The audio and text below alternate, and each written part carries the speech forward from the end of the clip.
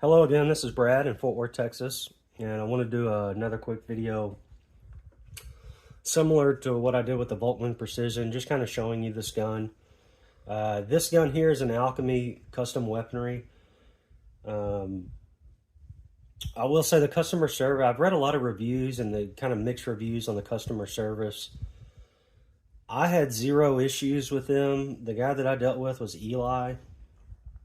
He was great.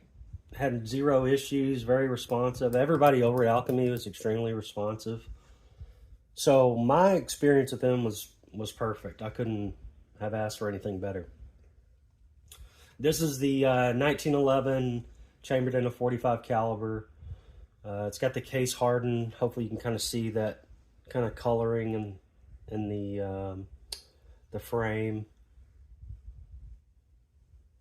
Turned out pretty nice. I'd like to kind of see some other brands. I know Nighthawk does one, which they always look a lot cooler or brighter on the website. Probably just enhanced coloring or something like that they do with the software.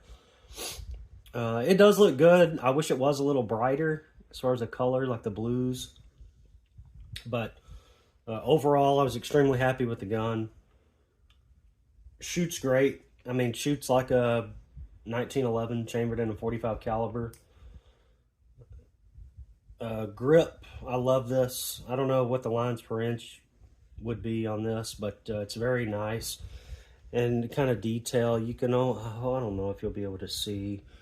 It's almost like kind of the pattern is more of a horizontal line right on the sides. And then you kind of get that checkering in the middle, which I thought was pretty cool. Something different, just more detail. And so the price point on this was about the same price as the Volkman Precision. I ended up selling the Volkman. I think I mentioned that in the last video. I did get rid of that. And that was, because if I'm going to spend $6,500 on a gun, I definitely want to get something that looks not as plain Jane as the Volkman. Don't get me wrong, the Volkman Precision is an awesome gun. It's just extremely plain for $6,500 compared to what you can get through, Alchemy or Nighthawk or Wilson Combat. You can kind of get some more detail. The slide is not beveled, which I don't know. I was thinking I did do a heavy bevel, but maybe I did not. I kind of wish I would have. But one thing I do like about this is that the lines are extremely straight here. Like on the Volkman, you can kind of tell there's a little bit of, just kind of protrudes out a little bit from kind of where the slide stop is. Where the line's not straight. I do like this a lot better for the straight line, but maybe that's something if you were to put a bevel in there, it kind of, I don't know, it offsets this for some reason. I don't really know why, but for whatever reason, the Volkman was not straight like this. And I like the straight lines, especially when you have straight lines everywhere on the gun. The grip, there's basically straight lines everywhere. Same on the serrations. One thing I have noticed, I've probably shot maybe 500 rounds through this, not very many. Seeing some rubbing right here on the grip safety. Hopefully you can kind of see it's almost starting to get metallic. Not sure why, it's rubbing for whatever reason.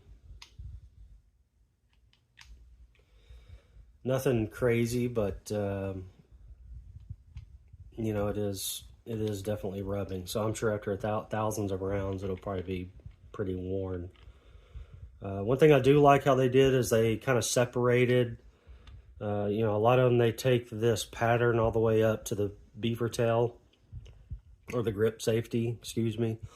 And I do like how they did this, how they kind of put a bar, not a bar, but I guess just a rectangle, flat, smooth pattern to separate that, which is nice. Just a little more detail. Blue screws and walnut grips. I believe those are walnut, is what Eli said. Let's see, beaver tail. One thing I do know, the thing I've seen the best on the Ed Brown is that even when the grip safety is at rest, it's extremely flush, which this is. There's a little bit of a kind of a lip between the frame and the actual beaver tail. It's flush on top, which is nice. When you depress it or engage it, then there is a little bit of a lip. I'd noticed that on the Volkman too. And one, I have not noticed it on the Ed Brown. It seems like however they're creating their angles, even when the safety is not engaged, it's flush. And even when it's engaged, it's flush, which is pretty cool. It's just kind of those attention to details. I'm kind of being as picky as I possibly can, just so people know. You're trying to get as much detail before you make a decision, because there are so many 1911s out there. So many good 1911s. Got the gold bead front sight, which I hate. I know I mentioned that in the Volkman video. I really do not like it. Only because you cannot see it in dark. I would not have a gun with a gold bead sight next to my bed as a self-defense. Because at nighttime you would be able to see nothing. Which, lesson learned, obviously it makes sense that there's no light. Something metal is obviously not going to be reflective. But I would do an orange sight, something that glows. I did do that on an Ed Brown, which I'll do a video of that here shortly. And it's awesome seeing it at night. You can see it anytime, really. It doesn't matter what the light conditions are.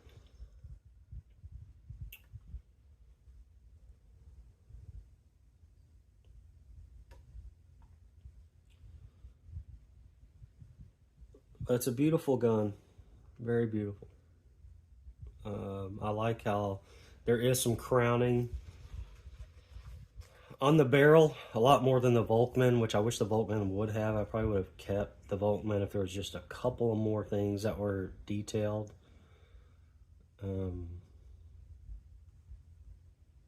The bushing in the barrel are extremely flush. It's perfect. The fit.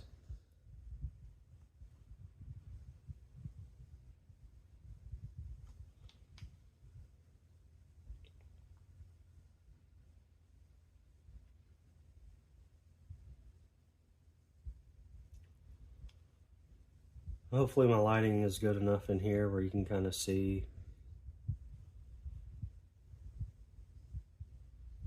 I don't know. I thought I did the blue slide, a slide that has been blued, but I don't know. To me, it looks black. I don't know. Maybe it is. I don't know. I need glasses anyway, so fuck. But very nice gun. Super happy with it. I don't know if it's one that I'll keep. I tend to get rid of these things fairly quickly.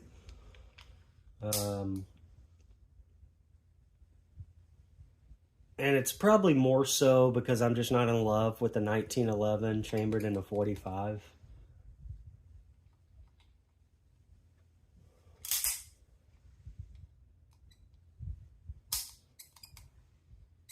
I don't know, you can kind of hear that maybe squeaking some.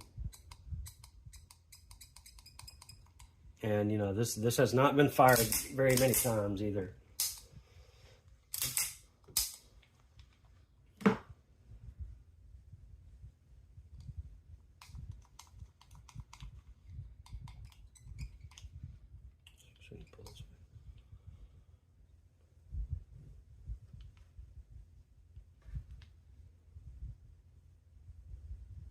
I'm going to try some more 19, even though I don't think I'm going to really like any of them. I mean, they're good guns, reliable. But especially, man, I kind of got into the 2011. And I'll do some videos on those. Here's an Atlas Titan and a 40 caliber. Then I got the Nighthawk, the BDS-9. And man, compared a 1911 compared to the 2011 is so much smoother. I mean, it's not even close. I assume people are buying 1911s just like I did for the look because it looks cool. It's a classic gun. But as far as being able to hold, you get 7 or 8 rounds in the 45, 9, and the 9mm. I don't know. You may get more out of a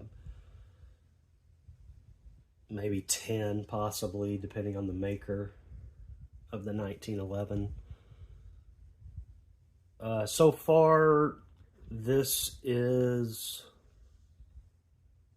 probably the smoothest 1911 chambered in a 45 I've shot. Eventually, I'll get the Wilson Combat and the Nighthawk and do some videos on those. There's some other makers out there that are doing 1911s. I know the was Jason Yost. Or Heirloom Precision, I believe is the name of the company. It looks like they're making nice stuff too. Extremely expensive. I think the least expensive one I found was around 15 or 16,000, and there's just there is no 1911 that's worth I would say more than 5,000 compared to what you get out of a 1911 compared to the 2011.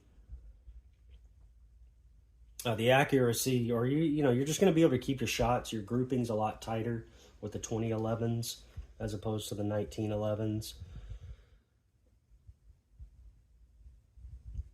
But I am happy with the look and the quality that Alchemy turned out. Really happy with it. Even though I probably won't keep it. But this is more of, I just got into this a couple years ago, and I just want to try as many guns as I possibly can just to see if I happen to fall in love with a 1911. The only one I've fallen in love with is an Ed Brown, but it's a 9mm, so it's a totally different kind of ball game of shooting a 9 and shooting a 45. But extremely nice. Attention to detail is great. Everything being very flush. Everything's smooth. This gun, it's not even broken in yet. The slide was already pretty smooth. The Volkman was the same. It was extremely smooth too. So, Alchemy Prime chambered 45 caliber. Case hardened, blued slide, walnut grips, blue set screws, grip screws, whatever you call it.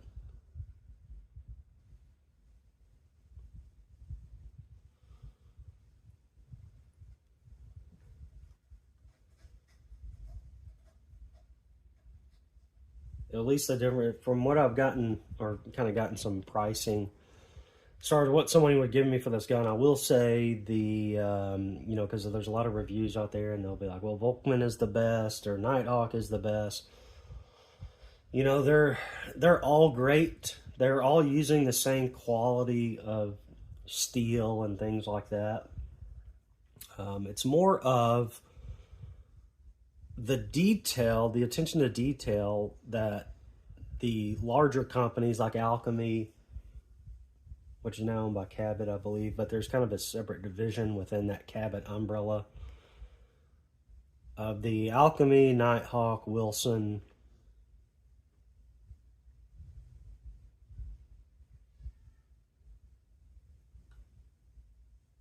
is just, they have more money, they have more expensive machines.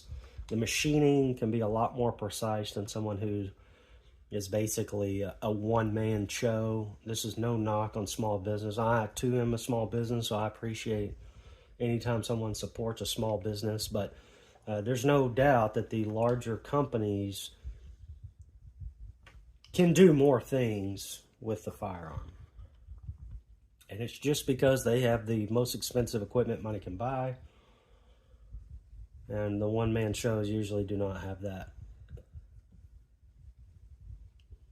At least that's what I've noticed so far.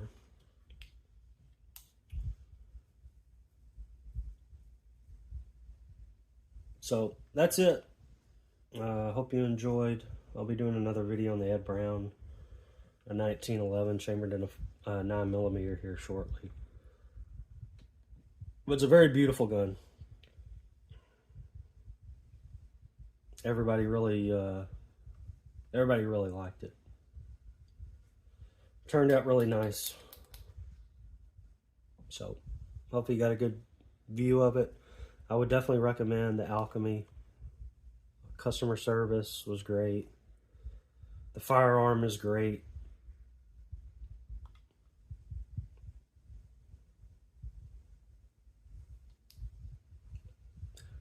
And thanks for watching.